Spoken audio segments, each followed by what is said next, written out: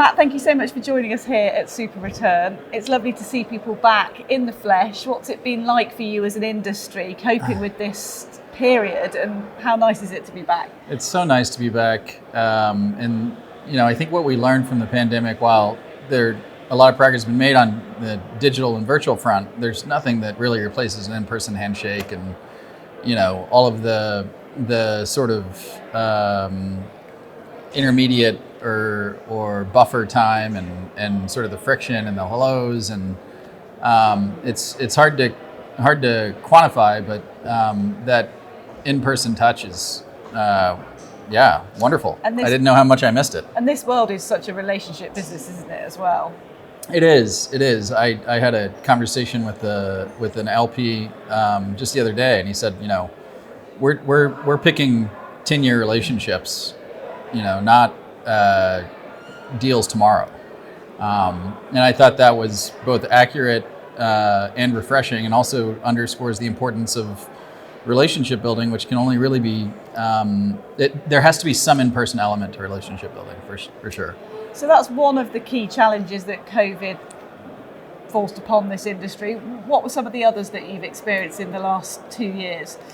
Well, interestingly, for our strategy specifically at Financial Services Capital, we were positioned going into COVID as a firm that was very focused on technology and modernization of old incumbent financial management information systems. And actually, COVID has pulled forward or greatly accelerated the trends that we were positioned for. So, maybe 3 years ago or 2 years ago, there might have been plans to move to a more virtual distribution model away from, say, branch-based insurance or banking product or asset management distribution. But those trends, which might have taken 10, 20 years to play out, have been compressed really by COVID. So we were actually very fortunate that our investment thesis was a beneficiary of all these trends that had been accelerated by COVID. Because we have arguably seen a shift towards that sort of thematic investing away from perhaps geographic. Is that an area that you particularly had changed or swapped towards anyway? I think specialization is important, especially in our sector, because it is more complicated, I would say, than the average sector. So that industry-specific knowledge, but also because it is so heavily regulated, you need to have a geographic focus as well. So in the financial services system, you have not only the national, regulators by sector, and then a governor of a financial system in a country. You also have the supranational regulators, and then the supranational political overlays. So making sense out of the ECB and the SSM and Brussels and the European community, and then each of the member states and their own governance and regulation, it requires specialization. And I think that the world is moving towards specialization for those reasons. So that sort of rapid acceleration of some of those trends together with the regulation, it was quite choppy seas to navigate for a while. Yeah, COVID presented challenges for leaders of businesses, and keeping people happy and motivated through screens was not easy, and I don't think it was permanently sustainable either. So I'm happy to see the slow return to offices and return to in-person meetings, because there is only so much communication you can do visually and verbally. And there are statistics that say 55% of communication is nonverbal. It's posture cues, all those things that you can't really miss out on 55% of communication with your employees, indefinitely. So Matt, with that all in mind, with the challenges that COVID has posed and the environment we're now in, what do you see as the challenges that remain going forward? Yeah, look, I think it's turning a lot of the relationships that you had built over Zoom into solidifying those with in-person meetings. So I think that there will be sort of a V-shaped recovery in at least travel and in-person contact, because I think a lot of people are going to want to meet the people they've been working with behind screens for the better part of 2 years.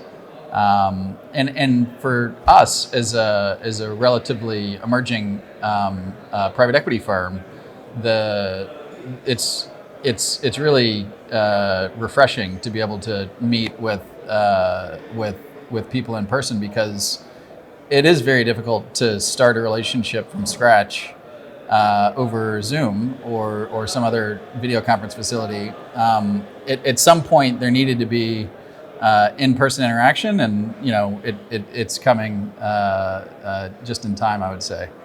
Do you think the pandemic has also caused a fundamental shift now in how the world is seen in terms of what the responsibilities of this industry might be? There's a lot of talk about ESG and impact investing.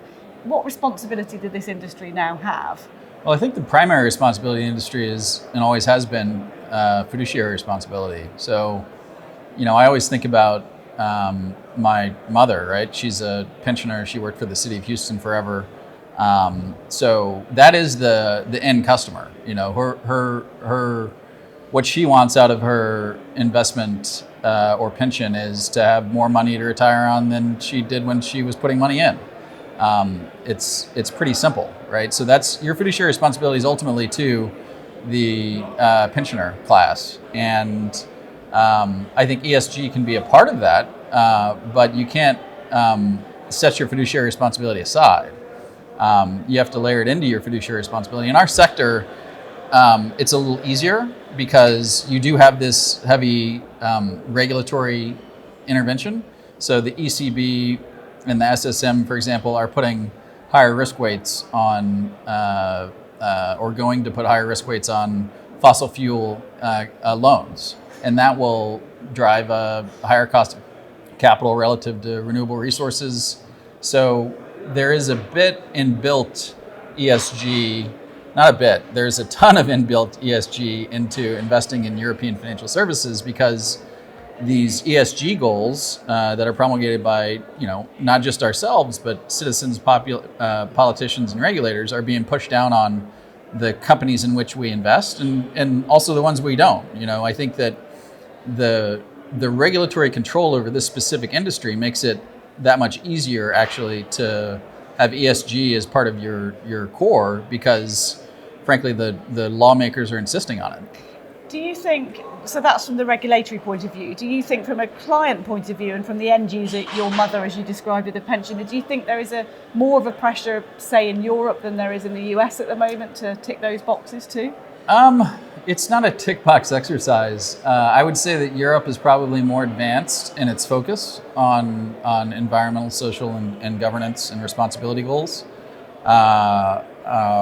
That doesn't mean that they're not important to American investors and Americans, but I would say that Europe is certainly further along in creating frameworks and regulatory frameworks that drive behavior than in the US. I don't think that there's a whole lot of argument there.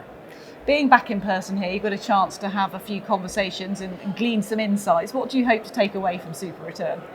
Look, I hope to do what I talked about. I'd like to turn some of those Zoom relationships into more robust in-person relationships. Having a coffee or a beer with someone and finding out about their lives. And, I think it's kind of nice to be out of the square box tyranny of say, your Outlook calendar and your Zoom, where you just go from a block of 3 to 4, there's an agenda, you hit the agenda, then from 4 to 5, there's another block, you hit that agenda. There's no real, Emma, what's your favorite music? Like, how are your kids? That sort of stuff that really builds trust. Bringing the color back. Yeah, and trust is more than just the business relationship, right? You want to understand the person and their motivations.